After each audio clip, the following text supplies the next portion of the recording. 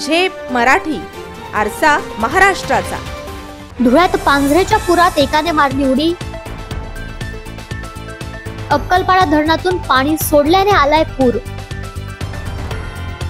शोधकार्य सुरू, पाण्याच्या वेगामुळे येतय अडचणी।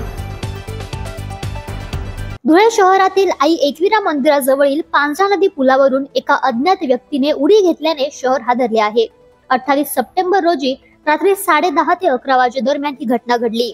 सध्या मुसळधार पावसामुळे पांझरा नदी दुथडी भरून वाहत आहे। त्यातच अक्कलपाडा धरणातून तब्बल 18,000 क्युसेक पाण्याचा विसर्ग सुरू असल्याने नदीने रौद्र रूप धारण केले। अशा धोकादायक परिस्थितीत या व्यक्तीने पुलावरून नदीत उडी घेतल्याने खळबळ उडाली। घटनेची माहिती मिळताच देवपूर व आझादनगर पोलीस ठाण्याचे पथक तातडीने घटनास्थळी दाखल झाले।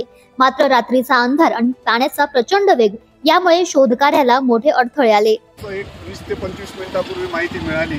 आम्ही तात्काळ पीटर देवपूर त्यांचं पथक तसंच आमच्या पोलीस ठाण्याचं पथक घेऊन खात्री केली नदी किनारी, परंतु पाण्याचा प्रचंड मोठा प्रवाह आहे।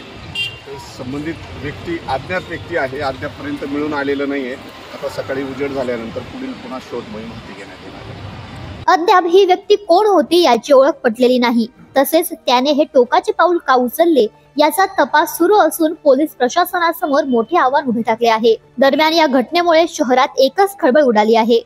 प्रतिनिधी कार्तिक सोनवणे, झेप मराठी, धुळे। अशाच वेगळ्या आणि ताज्या बातम्यांसाठी पाहत रहा झेप मराठी, आरसा महाराष्ट्राचा। संपादक प्राध्यापक अनिल चव्हाण, धुळे।